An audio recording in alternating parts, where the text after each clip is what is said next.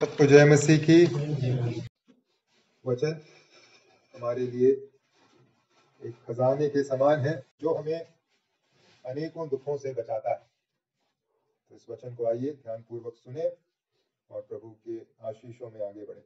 आज हम पढ़ेंगे रोमियो की पत्री अध्याय नंबर 11 16 से लेकर 22 तक के आयतों को पढ़ेंगे और अपने इस श्रृंखला को आगे बढ़ाएंगे। रोमियो की पत्री अध्याय नंबर 11 16 से लेकर 22 इस प्रकार से लिखा है, पेज नंबर 220। जब भेंट का पहला पेड़ा पवित्र ठहरा तो पूरा गूंधा हुआ आटा भी पवित्र है, और जब जड़ पवित्र ठहरी तो डालियां भी ऐसी ही है। पर यदि कुछ डालियां तोड़ दी गई और तू जंगली जैतून होकर उनमें साटा गया और जैतून की जड़ की चिकनाई का भागी हुआ है, तो डालियों पर घमंड न करना। और यदि तू घमंड करे तो जान रख कि तू जड़ को नहीं परंतु जड़ तुझे संभालती है। फिर तू कहेगा, डालियां इसलिए तोड़ी गई कि मैं साटा जाऊं। ठीक है, वे तो अविश्वास के कारण तोड़ी गई, परंतु तू विश्वास से बना रहता है, इसलिए अभिमानी न हो परंतु भयमान। क्योंकि जब परमेश्वर ने स्वाभाविक डालियों को न छोड़ा तो तुझे भी न छोड़ेगा। इसलिए परमेश्वर की कृपा और कड़ाई को देख। जो गिर गए उन पर कड़ाई, परंतु तुझ पर कृपा, यदि तू उसमें बना रहे, नहीं तो तू भी काट डाला जाएगा। प्रभु इन वचनों के माध्यम से हम सबसे बातें करें, हमारे प्रभु का नाम महिमा पाए। अध्याय नंबर 11 में से हम दो प्रश्नों का उत्तर ढूंढ रहे थे। पहला सवाल जो हमने पिछले बार देखा था, परमेश्वर ने अधिकांश यहूदियों को अविश्वास की स्थिति में रहने की अनुमति क्यों दी? तो जैसे हम बार बार कहते आए, 9, 10, 11 अध्याय का जो थीम है, मुख्य विषय है, वो है यहूदियों का विश्वास। यहूदियों के अविश्वास को किस प्रकार से समझें। तो उसके अंतर्गत 11वें अध्याय में दो मुख्य प्रश्न है। पहला प्रश्न है, परमेश्वर ने अधिकांश यहूदियों को अविश्वास की स्थिति में रहने की अनुमति क्यों दी है? उत्तर हमने 12 से 15 तक के आयतों में देखा था। हमने परमेश्वर की महान बुद्धि द्वारा नियुक्त योजना के बारे में सीखा। परमेश्वर ने यहूदियों को अविश्वास की स्थिति में रहने की अनुमति क्यों दी? ताकि उनके अविश्वास के द्वारा हम अन्य जातियों के सम्मुख क्या आए? उद्धार का समाचार पहुंचे। और यही नहीं, जब अन्य जातियों के पास उद्धार का सुसमाचार आएगा और अन्य जाति से लोग विश्वास में आएंगे, यह देखकर यहूदी भी सुसमाचार के नजदीक आए। इस उद्देश्य से या इस योजना के अंतर्गत या इस कारण के अंतर्गत परमेश्वर ने अधिकांश यहूदियों को अविश्वास की स्थिति में रहने की अनुमति दी। अब दूसरा प्रश्न जो इस अध्याय में मुख्यतः पूछा गया है या जिसका उत्तर हमें यहाँ दिया गया है, वो है, क्या ईश्वर के पास यहूदियों के लिए एक भविष्य की योजना है? क्या यहूदियों के लिए परमेश्वर का काम सदा के लिए, परमेश्वर की योजना समाप्त हो चुकी है या अब भी कोई उम्मीद है? इस दूसरे प्रश्न का उत्तर अब जो भाग है हमारे सामने 16 से लेकर 32 तक के आयतों में, इसी प्रश्न का उत्तर प्रेरित पौलुस दे रहे हैं कि परमेश्वर के पास यहूदियों के लिए एक भविष्य है, एक योजना है। यहूदियों को परमेश्वर ने हमेशा के लिए नहीं त्यागा है। आने वाले समय में प्रभु अपने उस योजना को उजागर करेंगे। इस उत्तर को विस्तार से 16 से लेकर 32 तक के आयतों में पौलुस दे रहे हैं। और इसी उत्तर के भाग के रूप में आज जो भाग हमने पढ़ा पाते हैं, जहां यहूदियों के लिए परमेश्वर की एक योजना है, आगे भी एक योजना है, इस बात का खुलासा करने के साथ पौलुस एक चेतावनी दे रहे हैं। चेतावनी किनके लिए है? 16 से 22 तक के इन आयतों में हम अन्य जातियों में से विश्वास में आए लोगों के लिए चेतावनी दी गई है। अगर आप 13वें आयत पर ध्यान दें, यहाँ अन्य जातियों से या अन्य जातीय पृष्ठभूमि से आए मसीहियों से पौलुस बात कर रहे हैं। रोम की कलीसिया में अन्य जाति से आए मसीहियों से विशेषकर पौलुस बात कर रहे हैं। और हम सब जितने यहाँ बैठे हैं, हम कौन हैं? हम सब अन्य जाति के हैं। हम में से कोई भी यहूदी नहीं है, कोई भी इस्राएली नहीं है। तो हमारे लिए जो अन्य जाति से आए मसीही लोग हैं, हमारे लिए यहाँ क्या दिया गया है? एक चेतावनी दी गई है। आइए हम इस चेतावनी को ध्यान से सीखें और इसमें से कुछ बातों को स्मरण रखने के लिए अपने मनों में लेकर आए। इस चेतावनी के भाग में से मैं 4 बातों को स्मरण रखने के लिए आज आपके सम्मुख प्रस्तुत करना चाहूंगा। 4 बातें जो इस चेतावनी के अंतर्गत हम सब स्मरण रखें। पहली बात, स्मरण रखें कि परमेश्वर के पास इस्राएल के लिए एक भविष्य है। स्मरण रखें, परमेश्वर के पास इस्राएल के लिए एक भविष्य है। 16वें पद में पौलुस लिखते हैं, जब भेंट का पहला पेड़ा पवित्र ठहरा तो पूरा गूंदा हुआ आटा भी पवित्र है, और जब जड़ पवित्र ठहरी तो डालियां भी ऐसी ही है। यहाँ पौलुस इस्राएल के धार्मिक जीवन में से और खेती बाड़ी के क्षेत्र में से 2 उपमाओं का इस्तेमाल कर रहे हैं। इस्राएल के लिए परमेश्वर के पास एक भविष्य है, इस बात को दर्शाने के लिए 2 यहाँ उपमा ली गई है। पहली उपमा इस्राएल के धार्मिक जीवन में से, जो अलग अलग बलिदान और धार्मिक नियमों को प्रभु ने पुराने नियम में दिया था, उसमें से पहला जो उपमा है लिया गया है 16 के पहले भाग में। जब भेंट का पहला पेड़ा पवित्र ठहरा तो पूरा गूंदा हुआ आटा भी पवित्र है। इसका क्या मतलब, या ये क्या दर्शाता है? जब परमेश्वर ने इस्राएलियों को मिस्र के अधीनता में से छुटकारा दिया, परमेश्वर ने व्यवस्था देने का काम किया, और उस व्यवस्था के अंतर्गत इस नियम को परमेश्वर ने यहूदियों को सौंपा था। गिनती की पुस्तक 15वें अध्याय के 19 से 21 तक इस नियम के अर्थ को हम बेहतर समझ सकते हैं। गिनती की पुस्तक अध्याय नंबर 15 19 से 21 वहां लिखा है, और उस देश की उपज का अन्न खाओ, तब प्रभु के लिए उठाई हुई भेंट चढ़ाया करो। अपने पहले गूंधे हुए आटे की एक पपड़ी उठाई हुई भेंट करके प्रभु के लिए चढ़ाना। जैसे तुम खलिहान में से उठाई हुई भेंट चढ़ाओगे, वैसे ही उसको भी उठाया करना। अपनी पीढ़ी पीढ़ी में अपने पहले गूंधे हुए आटे में से प्रभु को उठाई हुई भेंट दिया करना। गिनती की पुस्तक अध्याय नंबर 15 19 से 21 तक के आयतों को हमने पढ़ा। तो पहले गूंधे हुए आटे के संबंध में यहाँ निर्देश दिया गया है। क्या है निर्देश? इस्राएल का कोई भी परिवार मिस्र से छूटकर जब वो कनान देश पहुंचेंगे, खेती बाड़ी करेंगे, वहां से उन्हें उपज प्राप्त होगी, भोजन के लिए आटा मिलेगा, उन्हें क्या करना है? कोई भी इस्राएली परिवार द्वारा रोटी खाने से पहले एक विशेष भाग, आटे का पहला टुकड़ा, उन्हें क्या करना था? परमेश्वर को अर्पित करना था। हालांकि वो केवल एक टुकड़ा अर्पित करते थे, उन्हें एक टुकड़ा अर्पित करना था जो पूरे भाग का केवल एक छोटा सा हिस्सा था, परंतु वो जब एक टुकड़ा अर्पित करते थे, वो क्या दर्शा रहे थे? कि ये सब प्रभु आप ही का है, आप ही से हमें मिला है। तो एक छोटा सा टुकड़ा अर्पित करना, पहला टुकड़ा अर्पित करना, पूरे आटे को या पूरे फसल को क्या बनाता था? पवित्र बनाता था। केवल अर्पित किया हुआ भाग ही नहीं, वो एक चिन्हात्मक कदम था यह दर्शाने के लिए कि सब कुछ प्रभु आप ही का है। उसमें से पहला भाग मैं आपको दे रहा हूं। ये निर्देश प्रभु ने इस्राएलियों को कनान देश प्रवेश करने के लिए या तैयार करने के लिए दिया था। इसमें से हम मसीही जीवन में भी एक सिद्धांत सीख सकते हैं, अपने हर पहले हिस्से को प्रभु को दीजिए। नौकरी मिली है, पहली कमाई किसकी? प्रभु की। खेती बाड़ी में पहला हिस्सा किसका? प्रभु का। प्रभु को अपने सब जीवन के आशीषों में पहला भाग देकर प्रभु को सम्मान करना सीखिए, उसमें बहुत बड़ी आशीष है। दूसरी जो उपमा है वो खेती बाड़ी के क्षेत्र में से लिया गया है, 16वें आयत के दूसरे भाग में। और जब जड़ पवित्र ठहरी तो डालियां भी ऐसी ही है। अगर किसी पेड़ का जड़ अच्छा है तो डालियां भी कैसी होगी? मजबूत होगी। यदि पेड़ का मूल भाग, जड़ पवित्र है, तो जो कुछ वह उत्पन्न करता है, मतलब शाखाएं, पत्ते, डालियां, वह भी उसी प्रकार पवित्र होना चाहिए। अब सवाल है, पौलुस इन 2 उपमाओं का इस्तेमाल क्यों कर रहे हैं? क्या है संदेश जो इन उपमाओं के द्वारा पौलुस देना चाहते हैं? पौलुस पहली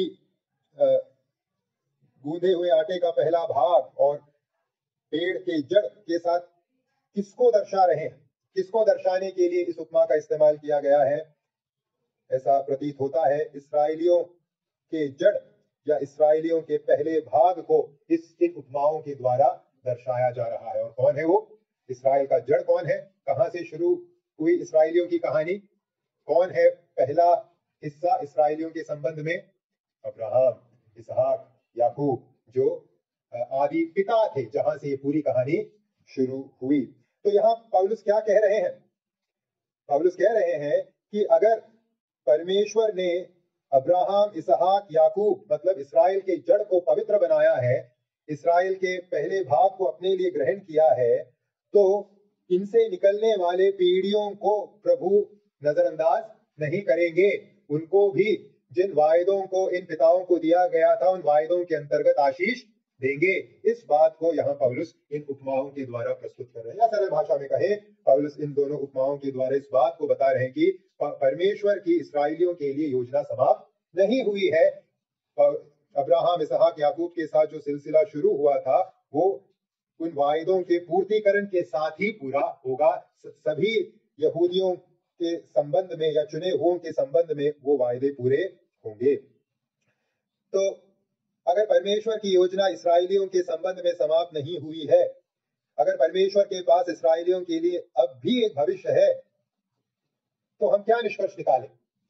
जबकि इसराइलियों ने स्वयं परमेश्वर के पुत्र को क्रूसित करने का घोर अपराध किया है, फिर भी इसराइलियों के लिए, यहूदियों के लिए प्रभु के पास एक भविष्य है, जैसे कि इन उपमाओं के द्वारा हम सीखते हैं। तो हम क्या कहें? ईश्वर के बारे में हम क्या निष्कर्ष निकालें? सचमुच परमेश्वर अपने चरित्र, अपने वचन के प्रति कैसा है? विश्वास योग्य है। जैसे प्रभु ने मूसा के सम्मुख अपने आप को प्रकट किया, अपने उस पहचान को प्रकट किया, निर्गमन 34 के 6 और 7, उसी के अंतर्गत सचमुच प्रभु है। कैसा है प्रभु? प्रभु उसके सामने होकर यूं प्रचार करता हुआ चला, प्रभु प्रभु ईश्वर, दयालु और अनुग्रहकारी, कोप करने में धीरजवंत और अति करुणामय और सत्य, हजारों पीढ़ियों तक निरंतर करुणा करने वाला, अधर्म और अपराध और पाप को क्षमा करने वाला है। सचमुच ऐसा ही है हमारा प्रभु। इस बात को हम यहूदियों के लिए परमेश्वर के पास एक योजना है, इस पहलू से समझ सकते हैं। भाई और बहनों, जिस ईश्वर के साथ हमारा वास्ता है, जो सच्चा प्रभु है, वो कैसा है? दयालु, अनुग्रहकारी, कोप करने में धीरजवंत, अति करुणामय, सत्य और हजारों पीढ़ियों तक निरंतर करुणा करने वाला। आइए हम प्रभु को जाने, कैसा है हमारा प्रभु, और प्रभु को धन्यवाद कहें, क्योंकि जिस प्रभु ने इसराइलियों पर दया दृष्टि की है, वो हम पर भी दया दृष्टि कर रहा है। पौलुस 24-23 से 32 तक के आयतों में और अधिक इस योजना के बारे में विस्तार से बताएंगे, उसे हम बाद में सीखेंगे। लेकिन अभी पहली बिंदु के रूप में हमें क्या समझना है? आइए हम स्मरण रखें, ईश्वर के पास इसराइलियों के लिए एक योजना शेष है। दूसरी बात जो हम इस भाग में से सीखते हैं, स्मरण रखने के लिए चेतावनी के रूप में, दूसरी बात जो पौलुस हमें यहाँ स्मरण दिला रहे हैं, वो है स्मरण करो तुम कौन हो। अन्य जाति पृष्ठभूमि से आए विश्वासियों से पौलुस कह रहे हैं, स्मरण करो तुम्हारी आत्मिक पहचान क्या है, तुम्हारी मूल आत्मिक पहचान क्या है। 17वां पद, पर यदि कुछ डालियां तोड़ दी गई और तू जंगली जैतून होकर उनमें साटा गया और जैतून की जड़ की चिकनाई का भागी हुआ है। तो यहाँ जैतून के वृक्ष के इस उपमा का इस्तेमाल करते हुए या इस उपमा को आगे बढ़ाते हुए गैर यहूदी या अन्य जाति पृष्ठभूमि से आने वाले मसीहियों के मूल आत्मिक पहचान के बारे में बात की जा रही है। हम सब जो यहाँ बैठे हैं, हमारी मूल आत्मिक पहचान कैसी है, इस बात को यहाँ इस उपमा के द्वारा पौलुस समझा रहे हैं। यहाँ जो जिस जैतून के वृक्ष का उल्लेख किया गया है, ये जैतून का वृक्ष क्या दर्शाता है? ये जैतून का वृक्ष परमेश्वर के लोगों को दर्शाता है, पीपल ऑफ गॉड, परमेश्वर के लोग। और इस पेड़ का, इस जैतून के वृक्ष का जड़ कौन है? जैसे हमने देखा अभी, अब्राहम, इसहाक, याकूब या आदि पिता हैं इस जैतून के वृक्ष का जड़, जहां से ये पूरा सिलसिला शुरू होता है। अब हम कौन हैं? अन्य जाति से आए विश्वासी कौन है? यहाँ उनके लिए कौन सा शब्द इस्तेमाल किया गया है? जंगली जैतून। हम कौन हैं? यहाँ हमारे बारे में क्या बताया जा रहा है? हम जंगली जैतून हैं। जंगली जैतून मतलब बेकार, किसी भी अच्छी चीज से रहित और एक आशाहीन अवस्था। जंगली वृक्षों या जंगली पेड़ पौधों का क्या इस्तेमाल? उसके लिए ना तो कोई उसका कोई ना उपयोग है, ना उसमें कुछ अच्छाई है, और ना तो उसके लिए कोई भविष्य है। और साधारण रीति से हम क्या पाते हैं? हर एक जंगली शाखा के साथ क्या होता है?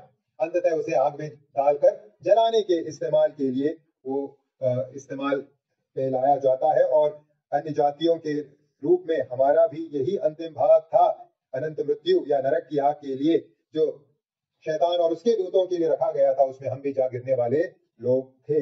ये थी हमारी मूल अवस्था, ये था हमारा ओरिजिनल आइडेंटिटी, हमारी मूल पहचान। परंतु प्रभु का धन्यवाद हो, प्रभु ने एक अद्भुत बदलाव हमारे इस मूल पहचान में लेकर आने का काम किया है। क्या किया है प्रभु ने? यहाँ पढ़ते हैं कि हम जो जंगली जैतून थे, हमें उस अच्छे जैतून में जो परमेश्वर के लोगों को इंगित करता है, उसमें परमेश्वर ने क्या किया है? जोड़ने का काम किया है। उसमें परमेश्वर ने हमें जोड़ने का काम किया है।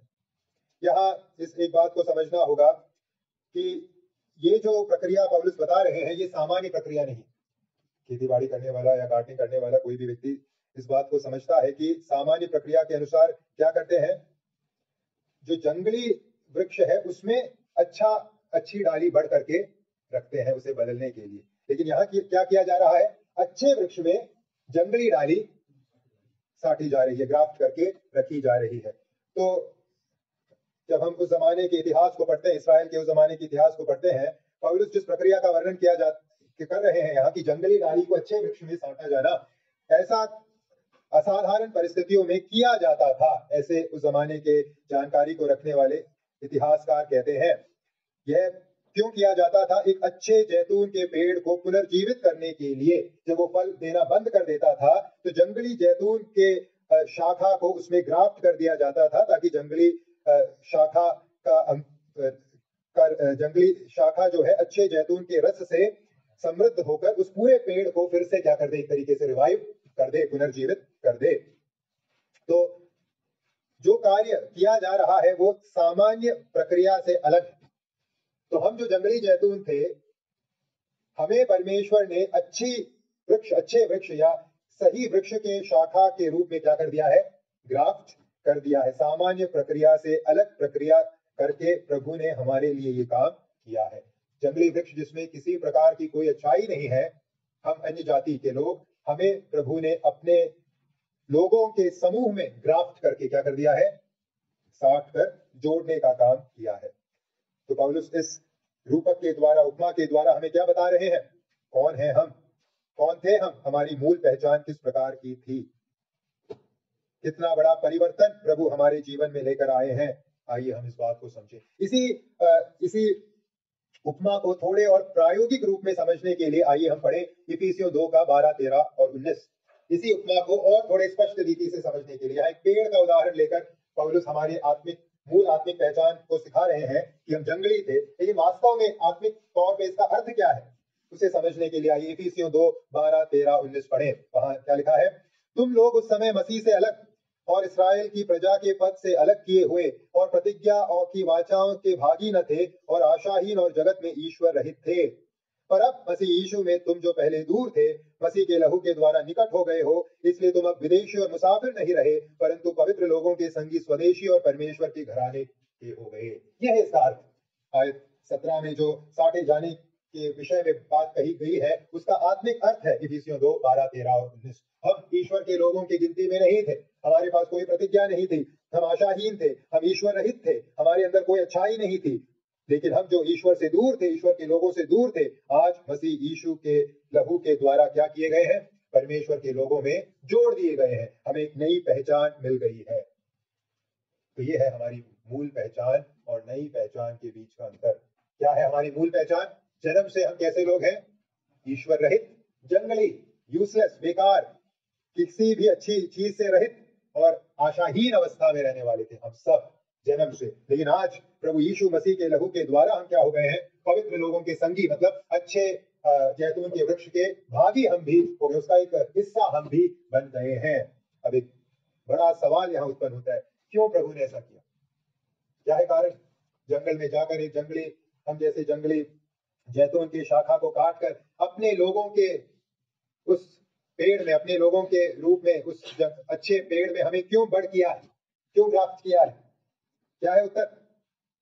हम तो बेकार थे, जंगली थे, किसी भी अच्छी चीज से रहित थे, आशाहीन थे, नरक में अनंत काल के लिए जलने की योग्यता रखते थे, फिर प्रभु ने हमें क्यों बचा लिया और अपने परिवार में क्यों जोड़ दिया, अपने इकलौते पुत्र के लहू को हमारे लिए क्यों बहा दिया?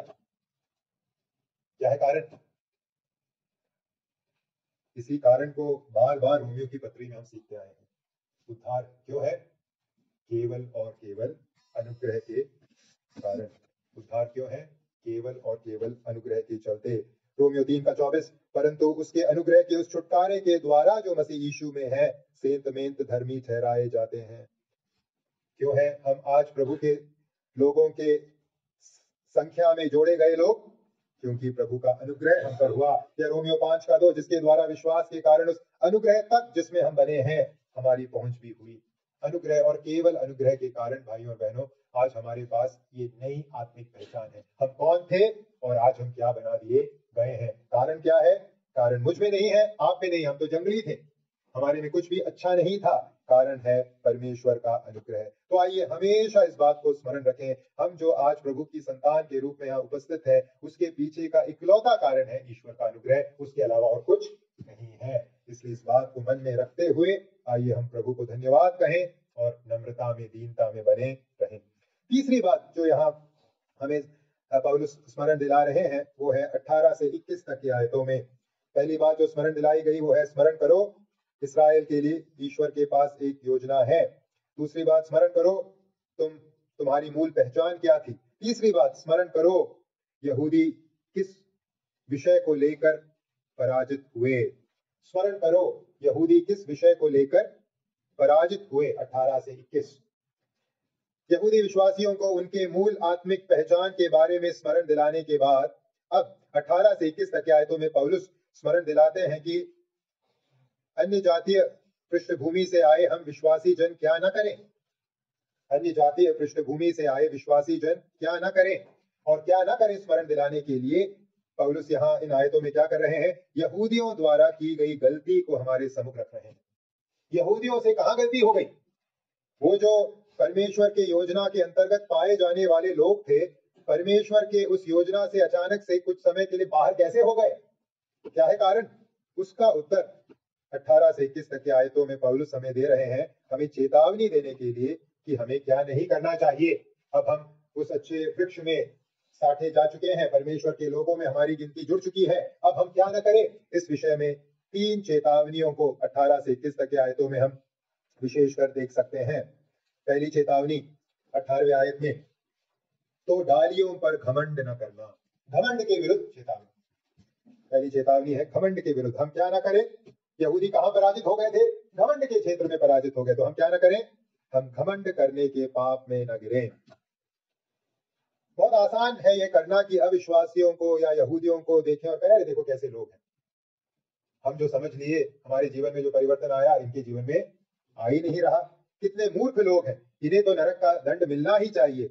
इन्होंने यीशु मसीह को क्रूस पर चढ़ा दिया, इनकी आंखें अंधी हैं, ये बेसमझ लोग हैं। ऐसा करना, ऐसा कहना बहुत आसान है। और जब हम इस संसार को देखते हैं, ये संसार कैसा संसार है? एक ऐसा संसार है जो यहूदियों से घृणा करने को पसंद करता है। ये संसार एक ऐसा संसार है जो यहूदियों से घृणा करने को पसंद करता है। यहूदियों के विरुद्ध भेदभाव, संसार के बड़े भेदभावों के सिलसिले के अंतर्गत आने वाला एक भेदभाव है। यहूदियों के साथ हिटलर ने क्या किया? यही किया, भेदभाव। कितने यहूदियों को गैस चेंबर में डालकर मार डाला गया। यहाँ तक कि कलीसिया के इतिहास को हम जब पढ़ते हैं, कलीसिया के इतिहास में पाए जाने वाले कुछ महान प्रभु के दासों ने भी ये गलती की। उन्होंने यहूदियों को बहुत ही एक गलत रीति से प्रस्तुत करने का कार्य किया। ऐसा घमंड मेरे और आप में किस अवस्था के अंतर्गत उत्पन्न होता है? जब हम इससे पहले जो हम सीखे वो हम भूल जाते हैं। कौन थे हम? जंगली शाखाएं। कौन थे हम? बिल्कुल अच्छी बातों से अलग रहने वाले लोग, कोई भी अच्छाई न रखने वाले लोग। जब हम अपने इस मूल अवस्था को भूल जाते हैं कि हमारा उद्धार केवल और केवल अनुग्रह से हुआ है, किसी अपने अंतर्गत मौजूद अच्छाई के कारण नहीं, तब हम इस प्रकार के घमंड में गिरने की संभावना में आ जाते हैं। तो आइए भाई और बहनों, हम अपने जीवन को टटोलें। हम यहूदी संदर्भ में नहीं रहते तो हम यहूदियों को उस दृष्टिकोण से देखें या ना देखें, ये सवाल हमारे लिए पैदा नहीं होता। लेकिन हम अपने साथ लोगों को कैसे देखते हैं? साथ वालों को किस नजरिए से देखते हैं? अरे तुच्छ लोग हैं, मूर्ति पूजा कर रहे हैं, देखो ना समझ है, इस नजरिए से देखते हैं या अनुकंपा और दया के नजरिए से देखते हैं? तो हमारे अंतर्गत एक आत्मिक घमंड तो नहीं आ रहा कि हम बड़े उच्च लोग हैं, हमने सत्य को जान लिया है, बाकी सब एकदम मूर्ख हैं?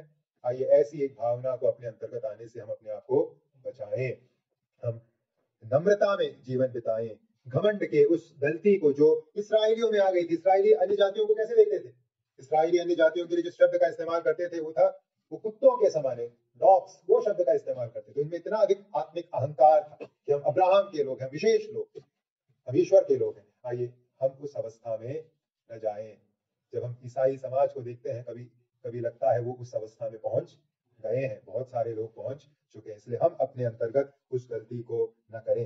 दूसरी चेतावनी जो इस भाग में बताया गया है 18 से 21 तक के आयतों में, वो है भूल जाने के विरुद्ध चेतावनी, भूलने के विरुद्ध चेतावनी।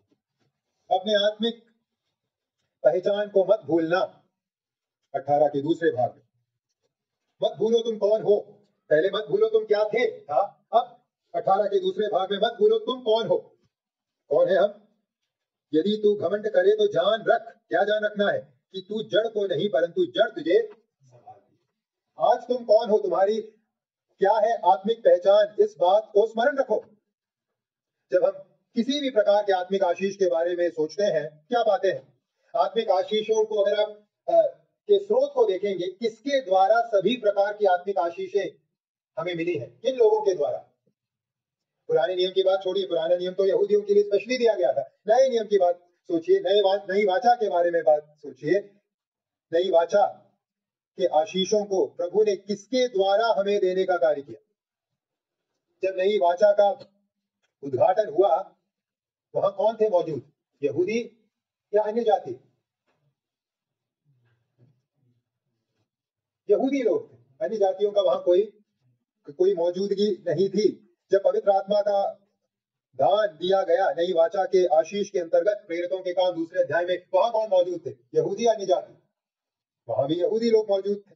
जब आप प्रारंभिक कलीसिया के बारे में सोचते हैं, प्रारंभिक कलीसिया कैसी कलीसिया थी? यहूदियों से बनी कलीसिया या अन्य जातियों से बनी कलीसिया? यहूदियों से बनी कलीसिया। जब आप 12 प्रेरितों के 12 + 1 पौलुस 13 प्रेरितों के बारे में सोचते हैं, वो कौन थे? यहूदी या अन्य जाति? तो जो भी आत्मिक आशीषें हैं नई वाचा के अंतर्गत, उसके मूल को देखेंगे, स्रोत को देखेंगे, शुरुआत कहां से हो रही है? यहूदियों से। एक जो क्रम हम बाइबल में विशेषकर रोमियो की पत्री में पढ़ते हैं, पहले यहूदी फिर यूनानी जानी जाते, पहले यहूदी फिर अन्य जाति, ये क्रम बरकरार रहता है बाइबल में। तो आइए हम इस बात को सोचें, इस बात को जानें। परमेश्वर ने कभी भी यहूदियों से पहले हमें नहीं रखा, हमेशा पहले यहूदी फिर यूनानी या फिर गैर यहूदी, अन्य जातीय, यही क्रम हम परमेश्वर के उद्धार के कार्यक्रम के अंतर्गत पाते हैं। इसलिए हम क्या ना करें, भूले ना कि जिन आशीषों में आज हम खड़े हैं वो हमें किन लोगों के माध्यम से मिला। गलातियों की पत्री में हम पढ़ते हैं, हम किसकी संतान है? अब्राहम की संतान। अब्राहम जो यहूदियों का पिता है, उस अब्राहम के द्वारा हमारे जीवन में परमेश्वर ने आत्मिक आशीषों को भेजने का काम किया है। इसलिए स्मरण रखें, जड़ में कौन है, जड़ किससे बना है?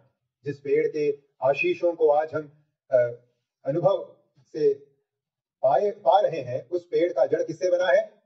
यहूदियों से बना है। इस अब्राहम, इसहाक आदि पिता है उस जड़ में। तो आइए हम यहूदियों को एक हीन दृष्टि से या घमंड की दृष्टि से देखने का काम न करें। यहूदियों के विषय में एक सही दृष्टिकोण हमें रखने की जरूरत है। हाँ, उन्होंने यीशु मसीह को क्रूसित करने का काम किया है, परंतु जब प्रभु इसके बावजूद उनके लिए एक योजना रखते हैं और उनके प्रति विश्वास योग्य है, दयालु है, तो हमें कैसी दृष्टिकोण रखनी चाहिए? प्रभु जैसी दृष्टिकोण रखनी चाहिए। तो यहूदियों के लिए प्रार्थना कीजिए, उन दया के साथ उनको देखने का कार्य कीजिए। तीसरी जो चेतावनी यहाँ हमें दी जा रही है 18 से 21 तक के आयतों में, वो है अविश्वास के पाप के विरुद्ध चेतावनी। अविश्वास के पाप के विरुद्ध चेतावनी। अविश्वास का पाप यहाँ 19वें आयत में, 19 और 20 में, फिर तू कहेगा डालियां इसलिए तोड़ी गई कि मैं साटा जाऊं। ठीक है, 20, वे तो अविश्वास के कारण तोड़ी गई। तो यहाँ स्मरण दिलाया जा रहा है कि यहूदियों से गलती कहाँ हो गई? हम क्या ना करें हमें सिखाने के लिए। यहूदी कहां पराजित हुए वो बताया जा रहा है। यहूदी कहां पराजित हुए? अविश्वास के क्षेत्र में पराजित हुए। उन्होंने अविश्वास दर्शाने का काम किया। अविश्वास किस रीति से उन्होंने दर्शाया? उन्होंने उद्धारकर्ता को क्रूसित करने का कार्य किया और धार्मिकता को किस मार्ग में चलते हुए ढूंढा? कर्मों के मार्ग में या व्यवस्था को पूरा करने के मार्ग पर चलते हुए उन्होंने धार्मिकता अर्जित करनी चाहिए। जैसे विस्तार से हमने सीखा भी रोमियो 9:32 में। इसलिए कि विश्वास से नहीं मानो अपने कर्मों से उसकी खोज करते थे। उन्होंने उस ठोकर के पत्थर पर ठोकर खाई। यीशु मसीह को वो समझ नहीं पाए, यीशु मसीह पर उन्होंने विश्वास नहीं रखा। उन्होंने अपने कर्मों से उस धार्मिकता की खोज की, ईश्वर के साथ सही संबंध में जुड़ने की चेष्टा रखी अपने कर्मों के द्वारा। ये था यहूदी अविश्वास, जिसके बारे में यहाँ हमें चेतावनी दी जा रही है। भाई और बहनों, आइए हम स्मरण रखें, हम भी इस अविश्वास की अवस्था में जा सकते हैं। हम भी धार्मिकता यीशु मसीह पर विश्वास करने से प्राप्त करने के बाद अब ऐसी अवस्था में जा सकते हैं जहां हमें लगता है कि हम अपने कर्मों के द्वारा ईश्वर द्वारा स्वीकार योग्य बनेंगे। एक बहुत बड़ी संभावना है। फिर से ईसाई समाज को जब हम देखते हैं, हम पाते हैं कि वो संभावना वास्तविकता में बदल चुकी है। क्या है? आज हमारे अंतर्गत आत्मिकता की निशानी क्या है? हर रोज बाइबल पढ़ना, प्रार्थना करना, कलीसिया में आना, हर सप्ताह रोटी तोड़ना, तो क्या बन गए हम? आत्मिक बन गए। कोई भाई आत्मिक है या बहन आत्मिक है, अगर कोई पूछे तो हम क्या उत्तर देते हैं? हाँ, वो बराबर कलीसिया आते हैं, वो बराबर प्रार्थना मीटिंगों में भाग लेते हैं, रोटी तोड़ना कभी नहीं चूकते। ये सब सही है, लेकिन क्या यह है आत्मिकता की निशानी? आत्मिकता की निशानी कर्मों में नहीं है, आत्मिकता की निशानी संबंध में है। क्या वो भाई, ये बहन यीशु मसीह के समानता में बदलने वाले हैं? उनका चरित्र कैसा है? यीशु मसीह दिखते हैं उनकी बोली में, उनकी भाषा में, उनके चाल चलन में? ये होनी चाहिए आत्मिकता की पहचान। इसलिए आइए हम भी अविश्वास के इस पाप में जा गिरने से बचें। शुरुआत हमने सही की है, हमने कहा है हमने विश्वास से उद्धार पाया है, लेकिन आइए अब आगे चलकर ऐसा न करें कि हम कर्मों पर अपने भरोसे को रखने लगे कि हम ये सब कर रहे हैं इसलिए हम सुरक्षित हैं। क्यों बैठे हैं यहाँ कलीसिया में? कहीं इस तरह से तो नहीं कि आने से कुछ गड़बड़ हो जाएगा। ऐसा नहीं होना चाहिए। यीशु से मैं प्रेम करता हूं इसलिए मैं यहाँ बैठा हूं, यहाँ नहीं आके बैठे से कुछ गड़बड़ हो जाएगा। अगर हम इस डर से यहाँ बैठे हैं, मतलब हमारे अंदर क्या है? वही पाप जो इस्राएलियों में था, अविश्वास। हमने नहीं समझा, सुसमाचार को हमने नहीं समझा। तो 3 चेतावनियों को 18 से 21 तक की आयतों में हमने देखा। पौलुस स्मरण दिला रहे हैं, यहूदी कहां पराजित हुए? स्मरण रखो, इन 3 क्षेत्रों में वो पराजित हुए। वो अहंकार के पाप में जा गिरे, वो अपनी आत्मिक पहचान भूल गए और वो अविश्वास के पाप में जा गिरे। आइए हम इन 3 चेतावनियों से अपने लिए पाठ सीखें और अपने आप को संभाले रखें। चौथी बात जो हम इन आयतों में सीखते हैं, अब तक हमने 3 बातें स्मरण रखने के लिए देखी। पहली बात, स्मरण रखो परमेश्वर के पास इस्राएल के लिए भविष्य है। दूसरी बात हमने देखी, स्मरण रखो हम कौन थे? जंगली लोग, मतलब ईश्वर के प्रोग्राम से बाहर थे हम मानो। तीसरी बात हमने सीखी, स्मरण रखो यहूदी कहां पराजित हुए। चौथी बात, स्मरण रखो विश्वास में बने रहना अति महत्वपूर्ण है। स्मरण रखो विश्वास में बने रहना, बरकरार रहना अति महत्वपूर्ण है। 22वां पद, इसलिए परमेश्वर की कृपा और कड़ाई को देखो, जो गिर गए उन पर कड़ाई, परंतु तुझ पर कृपा, यदि तू उसमें बना रहे, नहीं तो तू भी काट डाला जाएगा। ये जो भाग है जो हम पढ़ रहे हैं, कई कठिन सवाल हमारे मनों में उत्पन्न कर सकता है। उद्धार के विषय में कई कठिन सवाल। मुझे नहीं मालूम आपके मन में ये सवाल अभी उठे हैं या नहीं उठे। जब पौलुस कहते हैं 20वें आयत में, जैसे हमने देखा, ठीक है, तो वे अविश्वास के कारण तोड़ी गई। इस्राएलियों को अविश्वास के कारण परमेश्वर के लोगों के उस आशीषित भाग में से अलग कर दिया गया। या फिर 22 में जैसे हमने पढ़ा, 22 के अंत में, यदि तू उसमें बना रहे, नहीं तो तू भी काट डाला जाएगा।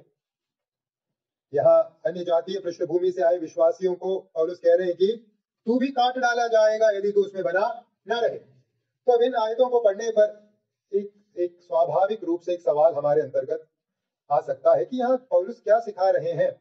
क्या ये सिखा रहे हैं कि उद्धार नष्ट हो सकता है?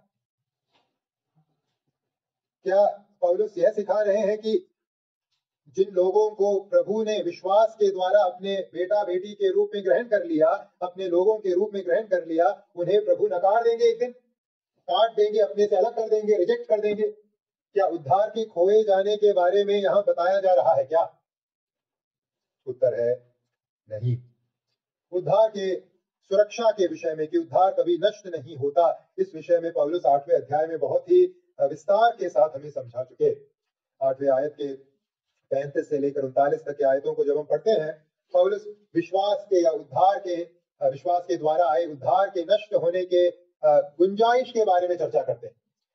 8वें अध्याय के 35 से 39 तक के आयतों को, या 35 और 38 39 पढ़ेंगे। कौन हमको मसीह के प्रेम से अलग करेगा? क्या क्लेश या संकट या उपद्रव या अकाल या नंगाई या जोखिम या तलवार? 38 क्योंकि मैं निश्चय जानता हूं कि न मृत्यु, न जीवन, न स्वर्गदूत, न प्रधानताएं, न वर्तमान, न भविष्य, न सामर्थ्य, न ऊंचाई, न गहराई और न कोई और सृष्टि हमें परमेश्वर के प्रेम से जो प्रभु हमारे मसीह यीशु में है अलग कर सकेगी। तो जहां तक उद्धार की सुरक्षा का सवाल है, पौलुस बिना किसी डाउट के क्या कहते हैं? हमारा उद्धार सुरक्षित है। कोई भी हमें मसीह के प्रेम से क्या नहीं कर पाएगी?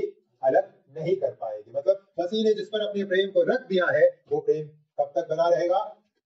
हमेशा हमेशा के लिए। उद्धार अनंत है, इटर्नल सैल्वेशन, अनंत उद्धार हम इब्रानियों की पत्री में पढ़ते हैं। परमेश्वर ने हमें नष्ट होने वाला उद्धार नहीं दिया है, परमेश्वर ने हमें सदा के लिए बने रहने वाला उद्धार दिया है। तो फिर यहाँ फिर से सवाल उठता है, पौलुस यहाँ किस बारे में बात कर रहे हैं? जब पौलुस अन्य जातीय पृष्ठभूमि से आए विश्वासियों से कहते हैं कि यदि तू उसमें बना ना रहे, नहीं तो तू भी काट डाला जाएगा, तो यहाँ किस संभावना के बारे में पौलुस बात कर रहे हैं? जैसे हमने सीखा, चर्चा किया, यहाँ उद्धार के नष्ट होने के बारे में बात नहीं की जा रही, फिर किसके बारे में बात की जा रही है? फिर से आइए समझें कि जैतून का वृक्ष जिसकी उपमा का इस्तेमाल किया गया है, ये जैतून का वृक्ष क्या दर्शाता है? जैतून का वृक्ष परमेश्वर के, व्यापक रूप से अगर देखें, परमेश्वर के लोगों को दर्शाता है।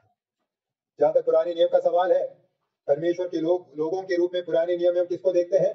यहूदियों को देखते हैं, इसराइलियों को देखते हैं। परंतु उन इसराइलियों की संख्या को अगर आप देखें ध्यान से, क्या उन इसराइलियों की संख्या में जो परमेश्वर के लोगों के नाम से जाने जाते थे, केवल विश्वासी ही थे या अविश्वासी भी थे?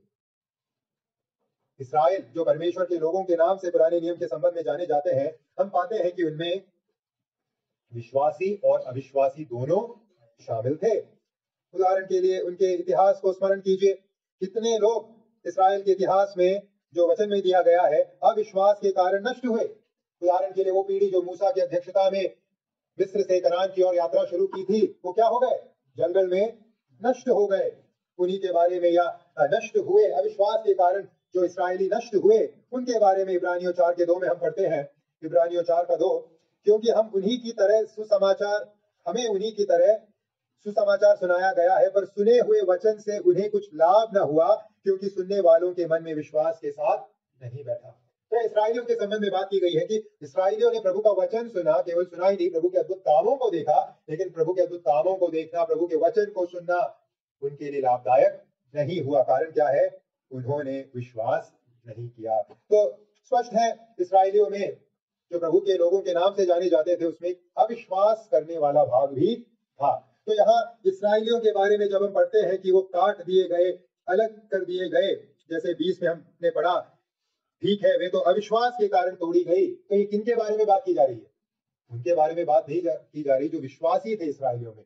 ये अविश्वासियों के बारे में बात की जा रही है, जो नष्ट हुए, इसराइल के इतिहास में जो नष्ट होते गए। ठीक इसी प्रकार से भाई और बहनों, आज के समय में जब हम आते हैं, इस जैतून के वृक्ष में आज जो शाखाएं दिखती हैं, वो कौन है? वो मसीही लोग हैं। मसीही लोग हैं, मैं और आप हैं। और जिस प्रकार से हमने इसराइलियों के बारे में कहा कि संपूर्ण, और सीखा भी कि सारा इसराइल नहीं है, उसमें अविश्वास करने वालों का एक भाग भी है। ठीक उसी प्रकार से परमेश्वर की कलीसिया में भी जितने जन पाए जाते हैं, सारे के सारे विश्वासी नहीं है। ये अपने आप में एक डरावने वाली बात है, एक बहुत ही डरावनी सच्चाई है कि हमारे बीच में से हम सब विश्वासी नहीं है। जो कलीसिया के रूप में जाने जाते हैं, जो समूह कलीसिया के रूप में जाना जाता है, उनमें से हर कोई विश्वासी नहीं है। उसमें भी विश्वासियों और अविश्वासियों का एक कॉम्बिनेशन पाते हैं। पहला यूहन्ना 2:19 में यूहन्ना इस बात को एकदम क्लियर करते हैं झूठे उपदेशकों के बारे में, झूठे नबियों के बारे में सिखाते हुए यूहन्ना क्या कहते हैं, ये झूठे नबी आए कहां से? पहला यूहन्ना 2:19, वे निकले तो हम ही में से, पर हम में के थे नहीं। एकदम स्पष्ट भाषा में यूहन्ना कहते हैं, वे निकले तो हम ही में से, पर हम में के थे नहीं। क्योंकि यदि वे हम में के होते तो हमारे साथ रहते, पर निकल इसलिए गए कि यह प्रकट हो कि वे सब हम में के नहीं है। यह वास्तविकता जो प्रथम सदी की कलीसिया के विषय में थी, आज भी है। हम में से हर कोई मसीह का है, इस बात की कोई गारंटी नहीं। आइए हम अपने आप को टटोलें। आपने कलीसिया में सदस्यता भी ले ली होगी, आपने अपनी गवाही भी दे दी होगी, जल संस्कार भी ले लिया होगा, रोटी भी तोड़ रहे होंगे, लेकिन इस बात की कोई गारंटी नहीं। ये सब बातें इस बात की गारंटी नहीं कि आप मसीह में हो, मैं मसीह में हूं। शमौन जादूगर के बारे में सोचिए, जो सामरिया में जिसने उद्धार पाया, उसने जल संस्कार भी लिया। किसके द्वारा? किसके हाथों से? प्रेरितों के हाथों से जल संस्कार लिया उसने। लेकिन उसकी आत्मिक अवस्था क्या थी? वो उद्धार प्राप्त व्यक्ति नहीं था, वो अविश्वास की अवस्था में था। तो हमारे लिए ये भाग एक चेतावनी है, हम अपने आप को परखें। यहाँ तो जिस विषय में पौलुस बात कर रहे हैं कि काट दिए जाओगे, यानी अलग कर दिए जाओगे वृक्ष में से, ये उद्धार के खोने के विषय में बात नहीं की जा रही। सरल शब्दों में पौलुस यहाँ जो सिखा रहे हैं वो यह है कि ईश्वर के वास्तविक संतान की पहचान यह है कि वो विश्वास में अंत तक बने रहेंगे। चाहे कुछ भी हो, वो विश्वास में बने रहेंगे। विश्वास में बने रहने के महत्व को यहाँ पौलुस सिखा रहे हैं। एक सच्चे विश्वासी की पहचान क्या है? एक सच्चे विश्वासी की पहचान है वो दृढ़ता से, निरंतरता से ईश्वर के मार्गों में बना रहेगा। बने रहने के लिए यहाँ पौलुस इस चेतावनी के द्वारा हमें प्रोत्साहन दे रहे हैं। जैसे 22 में हमने पढ़ा, परंतु तुझ पर कृपा यदि तू उसमें बना रहे, उसमें बना रहे। तो आइए हम मसीह जीवन के इस पहलू को समझें। शुरुआत करना महत्वपूर्ण नहीं, उस शुरुआत में कायम रहना है महत्वपूर्ण। आपने अच्छी शुरुआत की, बहुत बढ़िया, लेकिन शुरुआत करना आपके आत्मिक पहचान को नहीं दर्शाता। अंत कैसे करेंगे वो हमारी आत्मिक पहचान को दर्शाता है। जैसे पौलुस ने अपने जीवन के अंत में गवाही दी, मैंने अपनी दौड़ पूरी की है, पूरी कर ली है, मतलब उसकी आत्मिक पहचान के बारे में कोई प्रश्न चिन्ह नहीं। तो हर दिन इस समझ के साथ जिए कि मुझे आज प्रभु में बने रहना है।